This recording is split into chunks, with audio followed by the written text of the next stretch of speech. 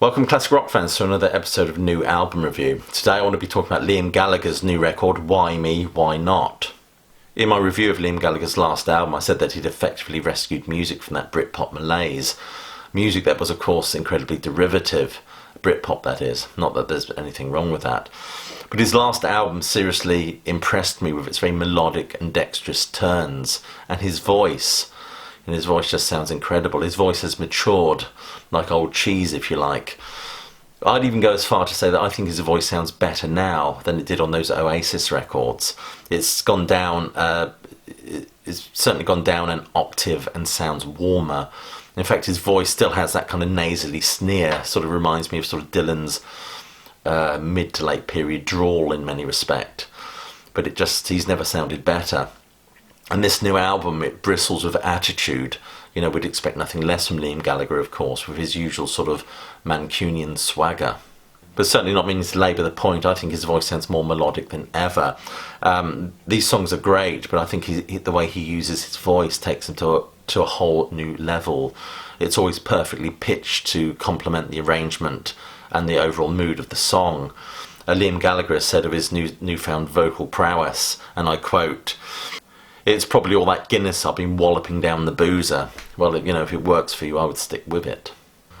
This record adds depth, I think, to the last platinum-selling, Noel-baiting album. And one can hear distinctive, perhaps more so on this album than the last one, more distinctive influences of bands like the Pistols, the Ramones, the Stooges, the Beatles, of course. And of course, John Lennon still hovers over the proceedings like the Canterville Ghost.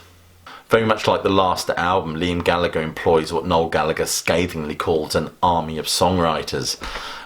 People like, if I may refer to my notes, Andrew White, I hope I pronounced that right, and Greg Kurstin, of course, who both worked on his last album, people who generally understand the need to fill that kind of Oasis-shaped chasm that has been left by the breakup of this band.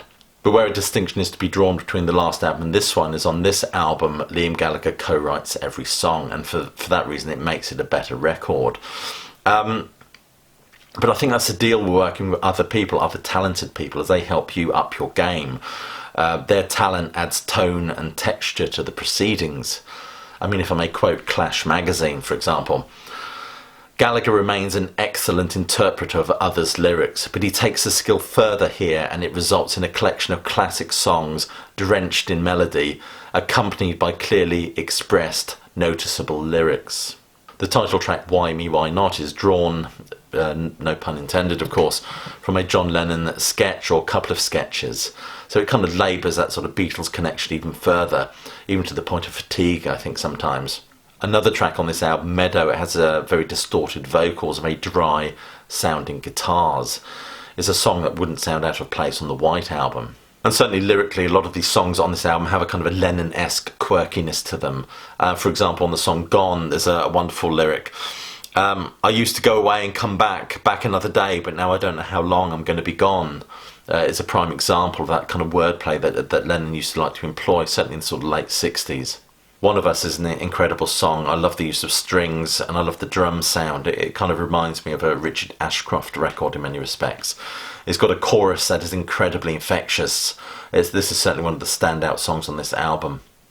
Open Your Door very much reminds me of sort of a later Oasis number, and I mean that in a good way, with its fabulous sort of acoustic foundations and soaring chorus.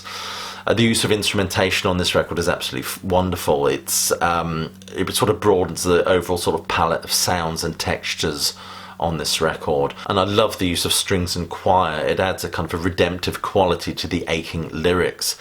Lyrics that express regret. You know, for example, "It's a shame we thought you'd change," or in Once, "It was easy to have fun back when we had nothing, back when we were damaged." All Right Now is another interesting song on this album. It has a very warm and luxuriant tone. Great ethereal, trippy sounding guitar, which I'm always in favour of. The piano sounds fabulous and the bass just sounds great, terse even. In fact, looking back over this album, I think a lot of the songs on this album tend to express a sense of regret, but yet manage to maintain a sort of a defiant tone. If I may quote Jordan Bassett from the NME, Like the As You Were standout For What It's Worth, they capture the contradiction at the heart of Liam Gallagher.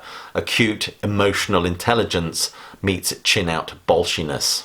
Shockwave is another sort of standout track. It's an incredibly good stomping number that wouldn't seem out of place on a T-Rex album. I love the harmonica sound. It sounds very enigmatic and menacing, as if it could have been lifted straight from Once Upon a Time in the West. It sounds very glam, where it's very foot-stomping chorus and very sneering lyrics. Lyrics like, you reap what you sow, and you're a snake, you're a weasel. My word, I wonder who that could be directed at. He also quite tellingly sings that I'm back, and on this album he certainly is. Well, he was on the last album really, but on this album he's certainly back with a vengeance. One critic has actually pointed out that he feels that this song has the verse is actually nicked from Spread Your Love by Black Rebel Motorcycle Club. You have to make your own mind up on that one. Now That I've Found You is also a very beautiful song on this album. It's about reconnecting with someone. In this case, it's about reconnecting with his daughter Molly. It's one of those songs that establishes this album as an album of contrasts, and many great albums in history are albums of contrasts. The White Album, of course, the Rolling Stones' Exile on Main Street, to name but two. But the sound on this song is also interesting. It's been described by one critic as a brilliant slice of incessant, upbeat Paisley guitar pop. And I don't know about you, but for some reason there's something about this song that reminds me a little bit of Neil Young's Drifting Back from his Psychedelic Pill album. The chorus is uplifting and hopeful, which is certainly what we want to hear in a song of this type, and sort of, again, Liam's voice delivering a whole sort of range of textures, which elevates this song even further as far as I'm concerned. Gone is another intriguing number on this album. It has a very hushed, enigmatic quality to it, with a guitar line that wouldn't sound out of place in a Sergio Leone film. And Halo, of course, is another wonderful song on this album. This album is just replete with absolutely brilliant numbers. Halo, in fact, has been described by one critic as the spiritual brother of Beady Eyes Bring the Light. I don't know if you agree with that or not. I certainly think that this record is much richer sounding than the last one. Enemy says this record drifts dangerously close to cosmic pop. Anything that's a little bit trippy and psychedelic is certainly okay in my books. But it seems to me that on this album, Liam Gallagher is kind of just tinkering and toying with a winning formula. The same format of the last album is certainly followed with Why Me, Why Not? And why not indeed, we ask ourselves. If it works, stick with it, that's what I say. Another song, of course, that is worth a mention is The River. Not Springsteen's River, of course. But it's a song that critiques the modern world and sort of critiques celebrity culture, something that Liam himself has been rather burnt by. Beautiful lyrics like, the device in your hand masks your beauty. I think it says it all. Overall, I'd have to say that I think we've gone up a notch from the previous album. The traditional songwriting structures and arrangements are definitely there, but it's a much more eclectic mix of sort of sonic explorations from the get-go. We're treated to a wonderful blend of sort of 60s, 70s, 90s pop, all sort of merging together in one coherent, relevant expression of sound. An oasis of sound, if you like. On listening to this album again, you can honestly say there's a kind of a primal strut, a swagger, but also a kind of an aching vulnerability to it. And this belies undoubtedly Liam Gallagher's underrated skill as a writer of great songs.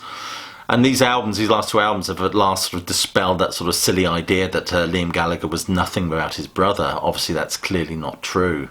And as I've said, this album is definitely an album of contrast, from the very gritty glam of Shockwave to the very delicate introspection of One of Us to the... And Now That I've Found You veers towards blithe Britpop, the bastard progeny of Lennon and McCartney, the Stone Roses, with just a dash of Ray Davies for good measure.